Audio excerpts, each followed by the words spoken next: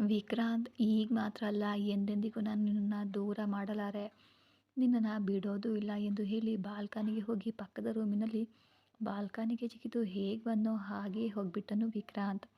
ಅಕ್ಷತಾ ರೂಮ್ನಿಂದ ಬಾಲ್ಕನಿಗೆ ಹೋಗಿ ಪಕ್ಕದ ರೂಮ್ಗೆ ಜಿಗಿದ ತಕ್ಷಣ ಅಕ್ಷತಾ ಬಾಗಿಲು ತೆಗೆಯೋದು, ರಂಗಮ್ಮ ಅಕ್ಷತಾಳ ರೂಮ್ಗೆ ಬರೋದು, ಮತ್ತು ವಿಕ್ರಾಂತ್ ಪಕ್ಕದ ರೂಮಿನಿಂದ ಹೊರಗಡೆ ಹೋಗಿ ಕೆಳಗಡೆ ಹೋಗಿ ಬಿಡೋದು ಒಂದೇ ಸಮಯದಲ್ಲಿ ನಡೆದೇ ಹೋಯಿತು. ಒಳಗಡೆ ಬಂದ ರಂಗಮ್ಮ ಅಕ್ಷತಾಳ ಕೈಯನ್ನು ನೋಡಿ ಕೋಪದಿಂದ, ಅಕ್ಷತಾ, ಇದು ಏನು? ನಿನ್ನ ಕೈಗೆ ಗಾಯ ಏನು ಎಂದು ಕೋಪದಿಂದ ಕೇಳಿದನು. ಅದು ಚಿಕ್ಕಮ್ಮ ಹಣ್ಣುಗಳನ್ನು ಕತ್ತರಿಸುವಾಗ ಅಜಾಗರೂಕತೆಯಿಂದ ಕೈ ಕತ್ತರಿಸ್ಕೊಂಡೆ ಎಂದು ಸುಳ್ಳು ಹೇಳಿದ್ಲು ಅಕ್ಷತಾ. ಅಕ್ಷತಾ ಹೇಳಿದ ಸುಳ್ಳನ್ನು ಸ್ವಲ್ಪವೂ ಕೂಡ ಲೆಕ್ಕಿಸಿದ ರಂಗಮ್ಮ ಅವಳಿಗೆ ಪ್ರಥಮ ಚಿಕಿತ್ಸೆಯನ್ನು ಮಾಡ್ತಾ ಇದ್ದಾಳೆ. ರಂಗಮ್ಮ ಅವಳು ಹೇಳಿದ್ದು ಸುಳ್ಳು ಎಂದು ಯಾರಿಗಾದರೂ ಕೂಡ ಸ್ಪಷ್ಟವಾಗಿ ಅರ್ಥ ಆಗ್ತಾ ಇದ್ರು. ಆದರೆ ಆ ವಿಷಯವನ್ನೇ ಲೆಕ್ಕಿಸಿದ ರಂಗಮ್ಮನ ನೋಡಿ ಅಕ್ಷತಾಳಿಗೆ ಆಶ್ಚರ್ಯ ಆಯಿತು. ಸ್ವಲ್ಪ ಸಮಯದ ನಂತರ ಅಕ್ಷತಾಳ ಕೈಗೆ ಕಟ್ಟು ಕಟ್ಟಿ, ಏನು ಅಕ್ಷತಾ ಇದು? ಕ್ಷಮಿಸಿ ಚಿಕ್ಕಮ್ಮ, ಏನೋ ಯೋಚನೆಯಲ್ಲಿ ಇದ್ದು ಅನಾವಶ್ಯಕವಾಗಿ ಯೋಚನೆಗಳು ಭಯಗಳು ಇಟ್ಕೊಂಡ್ರೆ ಹೀಗೆಯೇ ಆಗುತ್ತದೆ ಅಂದು ರಂಗಮ್ಮ. ಅಕ್ಷತಾ ವಿಕ್ರಾಂತ್ನನ್ನು ನೋಡಿದರೆ ಭಯ ಪಡ್ತಿರೋದನ್ನು ಗಮನಿಸಿದ ಸೌರಭ್ ಅದೇ ದಿನ ರಾತ್ರಿ ಅವಳನ್ನು ಎಷ್ಟು ಕೆರಳಿಸಿದ್ರು ಅಕ್ಷತಾ ಏನು ಹೇಳದೇ ಇದ್ರಿಂದ ಇನ್ನು ಅಕ್ಷತಾ ನೇರವಾಗಿ ಹೇಳೋದಿಲ್ಲ ಎಂದು ಏನು ನಡೆಯಿತು ಎಂದು ತಾನೇ ತಿಳ್ಕೋಬೇಕು ಅಂತ ಅಂದ್ಕೊಂಡ ಸೌರಭ್. ಹಾಗಂತ ಅಂದ್ಕೊಂಡು ನಿರ್ಧರಿಸಿ, ಈಗಾಗಲೇ ಈ ಹಿಂದೆ ಮನೆಯಲ್ಲಿ CC ಕ್ಯಾಮ್ರಾಗಳು ಇರೋದು ಹಿಂದಿನ ದಿನ ರಾತ್ರಿ ಅಕ್ಷತಾ ನಿದ್ರಿಸಿದ ನಂತರ ಅವರ ರೂಮ್ನಲ್ಲಿ ಒಂದು ಬ್ಯಾಗನ್ನು ಸೆಟ್ ಮಾಡಿದನು. ಅದಕ್ಕಾಗಿಯೇ ಬೇಕಂತಲೇ ಅಕ್ಷತಾಳನ್ನು ಮನೆಯಲ್ಲಿ ಬಿಟ್ಟು ಚಿತ್ರೀಕರಣಕ್ಕೆ ಹೋದನು. ಅಕ್ಷತಾ ಎಷ್ಟು ಹೇಳಿದರೂ ಕೂಡ ಕೇಳ್ದೇನೆ ಮನೆಯಲ್ಲಿರುವ ದೊಡ್ಡವರು ಇಬ್ಬರು ಕೂಡ ಮಧ್ಯಾಹ್ನ ನಿದ್ರಿಸ್ತಾ ಇದ್ದಾಗ ವೇದ ಕೂಡ ಹೊರಗಡೆ ಹೋಗಿರೋದನ್ನು ನೋಡಿ ಚಿತ್ರೀಕರಣದಲ್ಲಿರುವ ಸೌರಭ್ಗೆ ಫೋನ್ ಮಾಡಿ ವಿಷಯ ಹೇಳಿದ್ಲು ರಂಗಮ್ಮ. ಈ ಸಮಯಕ್ಕಾಗಿಯೇ ಕಾಯ್ತಾ ಇದ್ದ ಸೌರಭ್ ಶೂಟಿಂಗ್ಗೆ ಸ್ವಲ್ಪ ಬ್ರೇಕ್ ಹೇಳಿ ಕ್ಯಾರ್ವಾನ ಒಳಗಡೆ ಹೋಗಿ ತಕ್ಷಣ ಸೌರಭ್ ಲ್ಯಾಂಡ್ಲೈನ್ಗೆ ಕರೆ ಮಾಡಿ ರಂಗಮ್ಮನಿಗೆ ತರಕಾರಿ ತರಲು ಹೊರಗಡೆ ಹೋಗುವಂತೆ ಹೇಳಿದನು. ಸೌರಭ್ ಹೇಳಿದಂತೆಯೇ ತರಕಾರಿಗಳಿಗಾಗಿ ಹೊರಗಡೆ ಹೋದ್ಲು ರಂಗಮ್ಮ. ಇದೆಲ್ಲ ಸೌರಭ್ನ ಪ್ಲ್ಯಾನ್ ಪ್ರಕಾರವೇ ಮಾಡಿದ ಸೌರಭ್. ಆದರೆ ಇದು ತಿಳಿಯದ ವಿಕ್ರಾಂತ್ ಮನೆಯಲ್ಲಿ ಯಾರೂ ಇಲ್ಲದಿರುವುದನ್ನು ನೋಡಿ ದರ್ಪದಿಂದ ಅಕ್ಷತಾಳ ರೂಮ್ಗೆ ಹೋದವನು ರಂಗಮ್ಮ ಹೊರಗಡೆ ಹೋಗಿದಾಗಿಂದ ಅಕ್ಷತಾಳ ರೂಮಿಗೆ ಹೋಗಲು ವಿಕ್ರಾಂತ್ ಪ್ರಯತ್ನಿಸೋದನ್ನು ಅಕ್ಷತಾ ಬಾಗಿಲು ಮುಚ್ಚಿರೋದು, ಪಕ್ಕದ ರೂಮಿಗೆ ಹೋಗಿ ಬಾಲ್ಕನಿಯಿಂದ ಜಿಗಿದು ಅವರ ರೂಮ್ಗೆ ಬಾಲ್ಕನಿ ಒಳಗಡೆ ಹೋಗೋವರೆಗೆ ಫೋಟೇಜ್ನೆಲ್ಲ ನೋಡಿದ ಸೌರಭ್. ಆಮೇಲೆ ರೂಮ್ನಲ್ಲಿ CC ಕ್ಯಾಮ್ರಾ ಇಲ್ದಿರೋದ್ರಿಂದ ಹೆಡ್ಫೋನ್ ಹಾಕ್ಕೊಂಡು ಅಲ್ಲಿ ನಡೀತಾ ಇದ್ದ ಸಂಭಾಷಣೆಯನ್ನು ಕೇಳ್ತಾ ಇದ್ದನು. ವಿಕ್ರಾಂತ್ ಅಕ್ಷತಾಳನ್ನು ಬೆದರಿಸೋದು, ಅಕ್ಷತಾ ಅವನನ್ನು ಎದುರಿಸೋದು ಕೇಳಿ ಅವನ ತುಟಿಗಳಲ್ಲಿ ನಗು ಬಂದಿತು. ಯಾವಾಗ ವಿಕ್ರಾಂತ್ ಫೋನ್ ಓಪನ್ ಮಾಡಿ ಅಕ್ಷತಾಳಿಗೆ ಏನೋ ವಿಡಿಯೋ ತೋರಿಸ್ತಾ ಇದ್ದೀನೋ ಆಗ ಸೌರಭ್ಗೆ ಏನು ನಡೀತಾ ಇದೆ ಎಂದು ಅರ್ಥ ಆಗಲಿಲ್ಲ. 2 ನಿಮಿಷಗಳಲ್ಲಿ ಅಕ್ಷತಾ ಆ 2 ವಿಡಿಯೋನ ಡಿಲೀಟ್ ಮಾಡು ಎಂದು ಕೇಳೋದು ಕೇಳಿ ಏನೋ ವಿಡಿಯೋ ಎಂದು ಮಾತ್ರ ಸೌರಭ್ಗೆ ಖಚಿತವಾಗಿ ಅರ್ಥ ಆಯಿತು. ಅಲ್ಲಿ ಎಲ್ಲವೂ ಚೆನ್ನಾಗಿ ಕೇಳ್ತಾ ಇದ್ದ ಸೌರಭ್ಗೆ ಯಾವಾಗ ಅಕ್ಷತಾಳ ನೋವಿನಿಂದ ಬಾವ ಎಂದು ಕಾಲು ಹಿಡಿತೇನೆ ಎಂದು ಕೇಳಿಸ್ತೋ ಆಗಲೇ ಅವನ BP ಮೀಟರ್ ತುಂಬಾ ಪೀಕ್ ಆಗಿ ಹೋಯಿತು.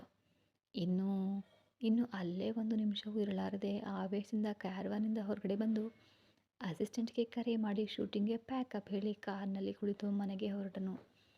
ಅವರ ಮಾತುಗಳನ್ನು ಕೇಳ್ತಾನೆ ಸೆಲ್ಫ್ ಡ್ರೈವಿಂಗ್ನಲ್ಲಿ ಮನೆಗೆ ಬರ್ತಾ ಇದ್ದ ಸೌರಭ್ಗೆ ಅಕ್ಷತಾ ಚಾಕು ತೆಗೆದುಕೊಳ್ಳೋದು, ಅವನು ನಗುವುದು ಕೇಳಿಸ್ತಾ ಇದ್ದರೆ ಸ್ಟೇರಿಂಗ್ ಮೇಲೆ ಮುಷ್ಟಿ ಬಿಗಿದು ಸ್ಪೀಡ್ ಮೀಟರನ್ನು ಹೆಚ್ಚಿಸಿದನು. ಯಾವಾಗ ಅಕ್ಷತಾ ಕೈ ಮೇಲೆ ನೈಫ್ ಇಟ್ಕೊಂಡು ಕತ್ತರಿಸ್ಕೊಳ್ತೇನೆ ಅಂದ್ಲೋ ಆಗಲೇ ಅವನಿಗೆ ಮೆಂಟಲ್ ಆಗಿ ತಲೆ ಬಿಸಿಯಾಗಿ ಎದ್ದೆತು. ಅದೇ ರೋಡ್ನಲ್ಲಿ ರೋಡ್ ಕ್ರಾಸ್ ಮಾಡ್ತಾ ಇದ್ದ ವೇದ ಇದ್ದಕ್ಕಿದ್ದಂತೆ ಅವನ ಕಾರ್ಗೆ ಅಡ್ಡ ಬಂದ್ಲು. ಬ್ರೇಕ್ ಬ್ಯಾಲೆನ್ಸ್ ಮಾಡಲು ಆಗದೆ ವೇದಕ್ಕೆ ಡ್ಯಾಶ್ ಕೊಟ್ಟಿತು ಸೌರಭ್ನ ಕಾರ್. ರಂಗಮ್ಮ ಮನೆಗೆ ಬಂದ 15 ನಿಮಿಷಗಳಿಗೆ ಸೌರಭ್ನ ಕಾರ್ ಅವನ ಕಾಂಪೌಂಡ್ ಒಳಗಡೆ ಬಂದು ಫುಲ್ ಸ್ಪೀಡ್ನೊಂದಿಗೆ ನಿಂತಿತು. ಕಾರನ್ನು ಪಾರ್ಕಿಂಗ್ನಲ್ಲಿಯೂ ಇಡದೆ ಲಾಕ್ ಮಾಡದೆ ದೊಡ್ಡ ಹೆಜ್ಜೆಗಳಿಂದ ಮನೆಯೊಳಗಡೆ ಕಾಲಿಟ್ಟನು ಸೌರಭ್. ಬರಲಿರುವ ಸುನಾಮಿಯನ್ನು ಗುರುತಿಸಲಾಗದ ಅಕ್ಷತಾ ಮಂಚದ ಮೇಲೆ ಕುಳಿತು ಇನ್ನೂ ಅಳ್ತಾನೇ ಇದ್ಲು. ಒಂದೇ ಜಿಗಿತದಲ್ಲಿ 3 ಮೆಟ್ಟಿಲುಗಳನ್ನು ಹತ್ತಿ ಮೇಲೆ ಹೋದ ಸೌರಭ್ 2 ನಿಮಿಷಗಳಲ್ಲಿ ಅವರು ರೂಮಿನ ಮುಂದೆ ಹೋಗಿ ಜೋರಾಗಿ ಒಂದು ಒದ್ದನು. ದಡಾರಂತಹ ಶಬ್ದದೊಂದಿಗೆ ಬಾಗಿಲು ತೆರೆಯಲು ಆ ಸೌಂಡ್ಗೆ ದಿಗ್ಭ್ರಮೆಗೊಂಡು ಎದ್ದು ನಿಂತಳು ಅಕ್ಷತಾ. ಕೆಂಪಾದ ಕಣ್ಗಳಿಂದ ಕೋಪದಿಂದ ತನ್ನನ್ನೇ ನೋಡ್ತಾ ಇದ್ದ ಸೌರಭನನ್ನು ನೋಡಿ ಅಕ್ಷತಾ ಬಾಯದಿಂದ ಅಲ್ಲಿಯೇ ಬಿಕ್ಕಳಿಸಿದ್ಲು. ಇನ್ನೂ ಅಳ್ತಲೇ ಇದ್ದಾಳೆ ಎಂಬುದಕ್ಕೆ ಸಾಕ್ಷಿಯಾಗಿ ಅವಳ ಕಣ್ಗಳು ಇನ್ನೂ ನೀರು ತುಂಬಿಕೊಂಡಿದ್ದರಿಂದ ತನ್ನಲ್ಲಿ ಅಲ್ಲಿವರೆಗೆ ಅಡಗಿದ್ದ ಕೋಪವನ್ನು ಇನ್ನೂ ತಡೆಯಲಾರದೆ ಅವಳ ಕೆನ್ನೆ ಮೇಲೆ ಗಟ್ಟಿಯಾಗಿ ಹೊಡೆದನು ಸೌರಭ್.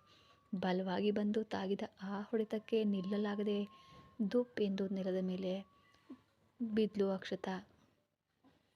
ಕೆಳಗಡೆ ಬಿದ್ದ ಅಕ್ಷತಾಳನ್ನು ಭುಜದ ಹಿಡಿದು ಮೇಲೆ ಎತ್ತಿ ತನ್ನ ಎದುರಿಗೆ ನಿಲ್ಲಿಸಿ, ಈಗ ಸತ್ ಹೋಗೆ ನೋಡ್ತೇನೆ ಎಂದನು ಗುಡುಗಿನಿಂದ.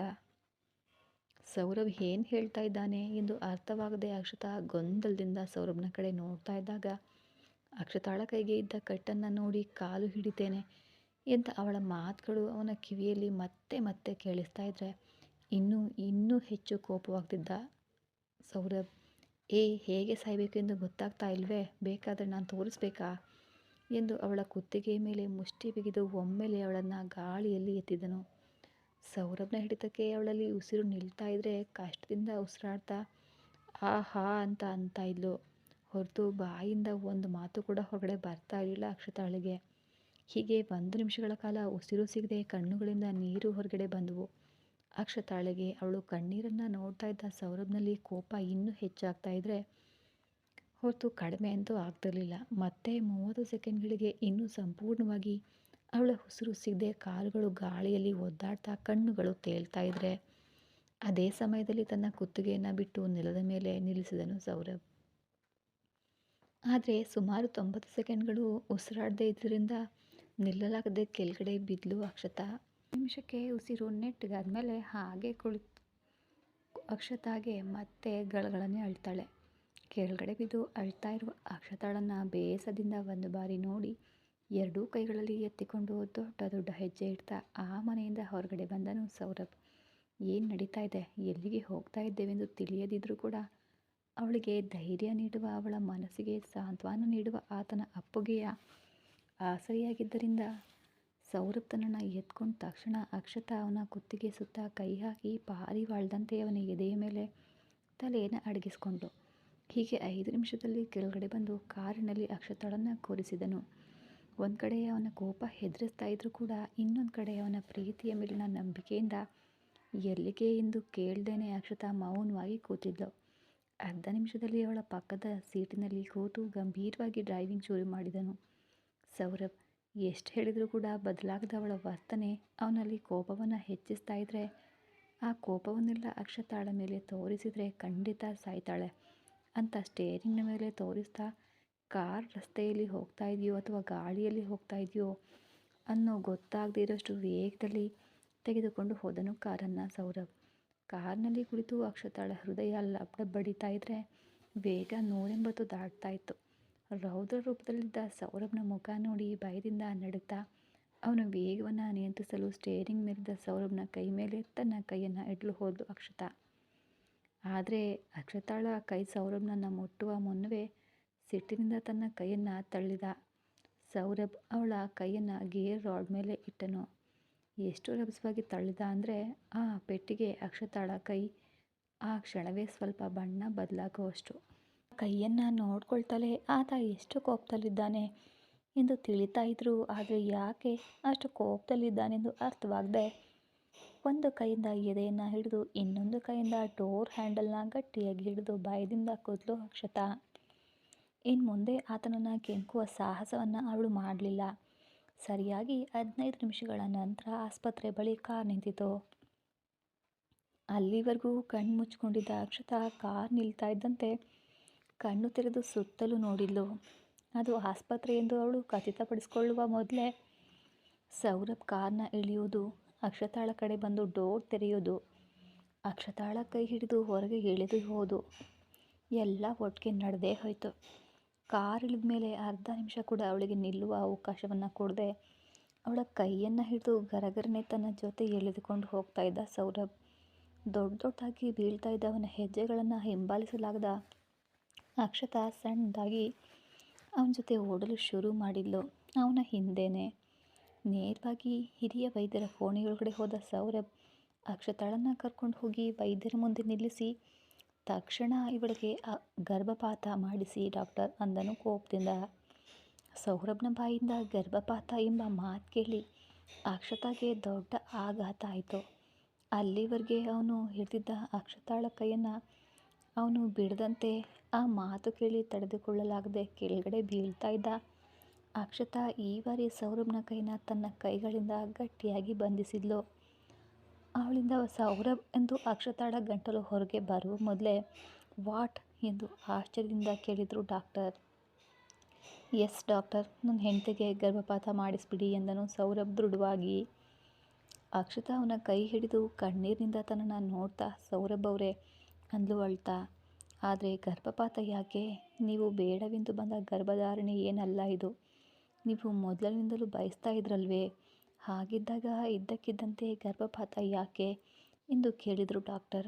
ಇವಳಿಗೆ ಮಕ್ಕಳನ್ನು ಹೊರುವ ಸ್ಥಿರತೆ ಪಕ್ವತೆ ಇಲ್ಲ ಡಾಕ್ಟರ್.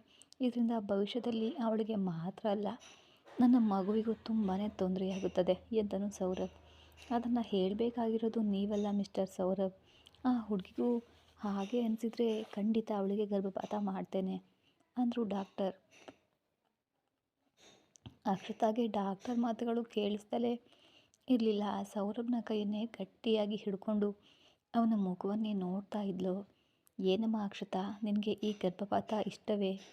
ಅಕ್ಷತಾಳ ಮೌನವೇ ಅವಳಿಗೆ ಗರ್ಭಪಾತ ಇಷ್ಟ ಇಲ್ಲ ಎಂದು ಹೇಳ್ತಾ ಇದ್ರೆ ದಟ್ಸ್ ಆಲ್ ಮಿಸ್ಟರ್ ಸೌರಭ್. ಅವಳ ಮೌನವೇ ಹೇಳ್ತಾ ಇದೆ ಅವಳಿಗೆ ಈ ಗರ್ಭಪಾತ ಇಷ್ಟ ಇಲ್ಲ ಎಂದು.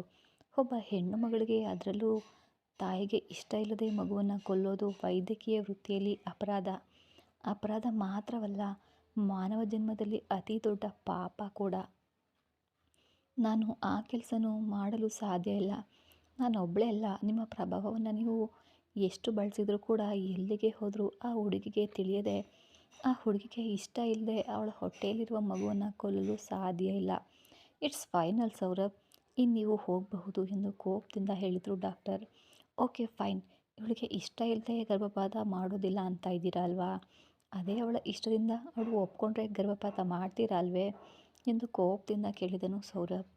ಹಾಗೆಂದು ನೀವು ಬಲವಂತವಾಗಿ ಒಪ್ಪಿಸಿದರೆ ಅವಳ ಹೊಟ್ಟೆಯಲ್ಲಿರುವ ಮಗುವಿಗೆ ಮಾತ್ರ ಅಲ್ಲ, ಅವಳ ಪ್ರಾಣಕ್ಕೂ ತುಂಬಾ ಅಪಾಯ ಇದೆ. ಆ್ಯಂಡ್ ಈ ಸಮಯದಲ್ಲಿ ಗರ್ಭಪಾತ ಸಾಧ್ಯ ಇಲ್ಲ. ಗರ್ಭಪಾತ ಮಾಡಬೇಕು ಅಂದರೆ ಖಾಲಿ ಹೊಟ್ಟೆ ಇರಬೇಕು, ಆಗ ಗರ್ಭಪಾತಕ್ಕೆ ಅನುಕೂಲ ಆಗುತ್ತದೆ.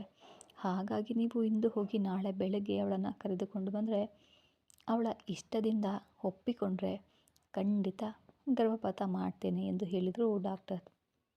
ಡಾಕ್ಟರ್ಗೆ ಉತ್ತರ ಕೊಡದೆ ಅಕ್ಷತಾಳನ್ನು ಕರೆದುಕೊಂಡು ಅಷ್ಟೇ ಕೋಪದಿಂದ ಹೊರಗಡೆ ಹೊರಟು ಹೋದ ಸೌರಭ್. ಅವರು ಹೊರಗಡೆ ಹೋದ ಮೇಲೆ ಡಾಕ್ಟರ್ ಮನಸ್ಸಿನಲ್ಲಿ ಇಬ್ಬರಿಗೂ ಏನೋ ಸಣ್ಣ ಜಗಳ ಆದಂತೆ ಇದೆ. ಒಂದು ದಿನ ಕಳೆದರೆ ಎಲ್ಲವೂ ಸರಿ ಹೋಗುತ್ತೆ ಎಂದು ಇರುವ ಕೋಪ ನಾಳೆ ಇರೋದಿಲ್ಲ. ಕೋಪದಿಂದ ಈಗ ಏನು ಮಾಡಿದರೂ ಕೂಡ ಕೋಪ ತಗ್ಗಿದ ಮೇಲೆ ತುಂಬಾ ನೋವನ್ನು ಅನುಭವಿಸ್ಬೇಕಾಗತ್ತೆ. ಅದಕ್ಕಾಗಿಯೇ ಇವರಿಗೆ ಒಂದು ದಿನ ಸಮಯ ಕೊಟ್ಟಿದ್ದೇನೆ. ನಾಳೆಗಾದರೂ ಇವ್ರ ಮನಸ್ಸು ಬದಲಾದರೆ ಒಳ್ಳೆಯದು ಅಂತ ಅಂದ್ಕೊಂಡು ಮತ್ತೆ ತಮ್ಮ ಡ್ಯೂಟಿಯಲ್ಲಿ ಬ್ಯುಸಿಯಾದರು ಡಾಕ್ಟರ್. ಕೋಪ ಮತ್ತು ಆರೋಪ ಬೆದರಿಕೆಗಳನ್ನು ಮನೆಯಿಂದ ಬಂದ ನಂತರ ರೂಮಿನಲ್ಲಿ ಡಾಕ್ಟರ್ ಹೇಳಿದ್ದು ಕೇಳಿದೆಯಲ್ವೇ? ನಾಳೆ ನಾವು ಹಾಸ್ಪಿಟಲ್ಗೆ ಹೋಗ್ತಾ ಇದ್ದೇವೆ ನಿನಗೆ ಗರ್ಭಪಾತ ಮಾಡಿಸಲು ಎಂದನು ಸೌರಭ್. ನಾನು ಒಪ್ಪೋದಿಲ್ಲ ಸೌರಭ್ ಅವರೇ, ನಾನು ಖಂಡಿತ ಗರ್ಭಪಾತಕ್ಕೆ ಒಪ್ಕೊಳ್ಳೋದಿಲ್ಲ ಅಂತ ತುಂಬ ಸಮಯದಿಂದ ಅಳ್ತಾ ಇರೋದ್ರಿಂದ ಬಿಕ್ಕಳಿಸ್ತಲೇ ಹೇಳಿದ್ಲು ಅಕ್ಷತಾ. ಯಾಕೆ ಒಪ್ಪೋದಿಲ್ಲ? ನನ್ನ ಮಗುವನ್ನು ಹೆರುವ ಅರ್ಹತೆ ನಿನಗೆ ಇಲ್ಲ. ಯಾಕೆ ಇಲ್ಲ? ನನಗೆ ಇದೆ ಅರ್ಹತೆ. ನಿಮ್ಮ ಮಗುವನ್ನು ಹೊರುವ ಅರ್ಹತೆ ನನಗೆ ಇದೆ ಎಂದು ಅಳ್ತಾ ಕೂಡ ಕಚ್ಚಿಯಾಗಿ ಹೇಳಿದ್ಲು ಅಕ್ಷತಾ. ಹೇಗೆ ಇದೆ ಅರ್ಹತೆ? ಹೀಗೇನಾ ಎಂದು ಕೈ ಹಿಡಿದು ಎಳೆದು ಕೈಗೆ ಕಟ್ಟಿದ ಕಟ್ಟು ತೋರಿಸ್ತಾ ವ್ಯಂಗ್ಯವಾಗಿ ಕೇಳಿದನು ಸೌರಭ್. ಅಕ್ಷತಾ ತಕ್ಷಣ ತಲೆ ತಗ್ಗಿಸುತ್ತಾ, ಅದು ಫ್ರೂಟ್ಸ್ ಕಟ್ ಮಾಡ್ತಾ ಇದ್ದಾಗ ಮತ್ತೆ ಹೊಡೆಯಲು ಅವಳ ಕೆನ್ನೆಯ ಬಳಿ ಬಂದ ಕೈ ಕೆನ್ನೆಗೆ ಅರ್ಧ ಇಂಚು ದೂರದಲ್ಲಿ ನಿಂತರೆ ಕೈ ಬಂದ ವೇಗಕ್ಕೆ ಪೆಟ್ಟು ಬಿದ್ದೇ ಹೋಯಿತು ಅಂತ ಅಂದ್ಕೊಂಡು ಬಾಯಿ ಜೊತೆ ಕಣ್ಣುಗಳು ಗಟ್ಟಿಯಾಗಿ ಮುಚ್ಕೊಂಡ್ಳು ಅಕ್ಷತಾ. ಸತ್ತು ಹೋಗ್ತೀಯಾ? ಇನ್ನೊಂದು ಬಾರಿ ಸುಳ್ಳು ಹೇಳಿದೆ ಅಂತ ತಿಳ್ಕೊ, ನನ್ನ ಕೈಯಲ್ಲಿ ನಿಜವಾಗಿಯೂ ಸತ್ತು ಹೋಗ್ತೀಯಾ ನೀನು ಎಂದನು ಸೌರಭ್ ಕೋಪದಿಂದ. ಅವಳಿಗೆ ಹೊಡೆಯಲು ಎತ್ತಿದ ಕೈಯನ್ನು ಮುಷ್ಟಿ ಬಿಗಿ ಹಿಡಿದು ಕೆಳಗಡೆ ಇಳಿಸುತ್ತಾ ಸಿಂಹದ ಗರ್ಜನೆಯಂತೆ ಬಂದ ಅವನ ಧ್ವನಿಗೆ ಬೆಚ್ಚಿಬಿದ್ದು ಕಣ್ಣು ತೆರೆದು ಭಯದಿಂದ ನಾನು ಏನು ಸುಳ್ಳು ಹೇಳಿದೆ ಸೌರಭ್ ಅವರೇ ಅಂದ್ಲು ಅಕ್ಷತಾ. ಈ ಕತೆ ಮುಂದುವರಿಯೋದು. ಸೌರಭ್ ಕೋಪದಲ್ಲಿ ಅಕ್ಷತಾಗೆ ಅಬಾರ್ಷನ್ ಮಾಡಿಸ್ಬಿಡ್ತಾನ ಅಥವಾ ಅವನ ಕೋಪ ತಣ್ಣಗಾಗುತ್ತಾ? ಮುಂದಿನ ವಿಡಿಯೋದಲ್ಲಿ ತಪ್ಪದೆ ನೋಡಿ. ಹಾಗೆ ಇನ್ನು ಯಾರೆಲ್ಲ ಸಬ್ಸ್ಕ್ರೈಬ್ ಮಾಡಿಲ್ಲ ದಯವಿಟ್ಟು ಸಬ್ಸ್ಕ್ರೈಬ್ ಮಾಡ್ಕೊಂಡು ನೋಡಿ. ಮತ್ತೆ ಸಿಗೋಣ ಮುಂದಿನ ಎಪಿಸೋಡಲ್ಲಿ. ಧನ್ಯವಾದಗಳು.